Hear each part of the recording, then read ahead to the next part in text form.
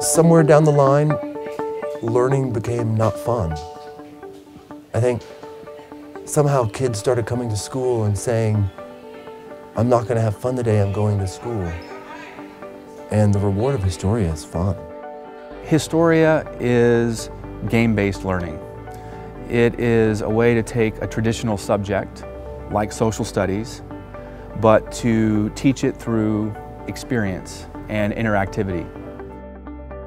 Historia is viewing history and learning it through gameplay, and you get to experience it as your own country. All right, here we go. 28. Oh my God! Sixth graders, when they come into school, it's their first time in a big building. There's kids coming from all different schools, so they're not from the same elementary school.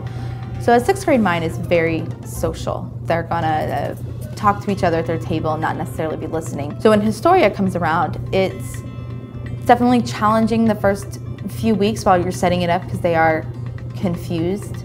They don't know exactly what they're supposed to be doing. But then once it gets started, all those things kind of go to the side. I still hear them talking to their friends, but the conversation switches from the latest movie into, well, what points did you get? How did you do? The best part of Historia, I think, is being able to create your own history, because not only do you learn about other countries during that time period, you get to learn about what has happened and what can happen to you. Have you ever heard of eye for an eye and tooth for a tooth? That comes from Hammurabi's code. If I have a teacher standing in front of me talking, it's very hard for me to remember because I get bored, distracted. But in Historia, it's no place to get distracted. You're working the whole time and making decisions as a group. So what are you finding is the most important pillar that allows you to kind of build the other ones? Maybe education or government. It's important that students feel success, because if they don't feel successful, they'll give up. And at the beginning, when we first made the game, it was too hard. And the students you would have a group that was doing so poorly that by the second half of the year, you'd see them a little detached. Because they'd say, what's the point? You know, I've done the best I can and now we're still not successful. I don't have time for this, you know? So Rick and I tried to build in ways students could be successful each week or every other week to where it's gonna get them to keep on coming back to it.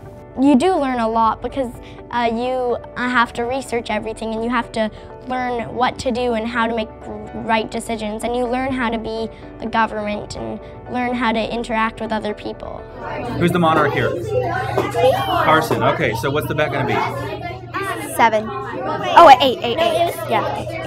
Yeah. It's 8. Okay, you all think that's a good bet? What's your total score? Jared likes 10. You want 10? But then we remembered Slave Revolt, so I'm like, let's do 8. Okay, we'll see how it turns. Good, go first. If I look at my job as everything you need to know is in my brain and I am your source of information, I feel like I'm sending the wrong message, which is somebody else knows the answer. With Historia, the teacher is just there to facilitate. You're there to guide the learning instead of being the center for learning.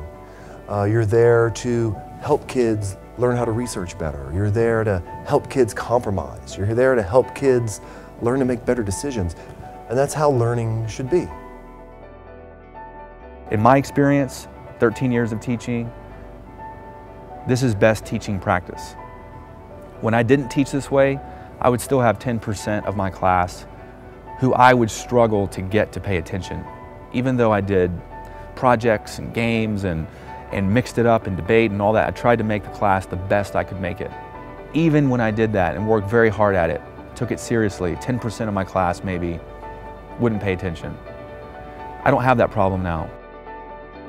When I started teaching, my mantra was, I am not scared to fail. Failing is how you learn. Making mistakes is how you get more knowledgeable and become better. And so I would try anything in my classroom to make a connection with my students, to make my class more engaging.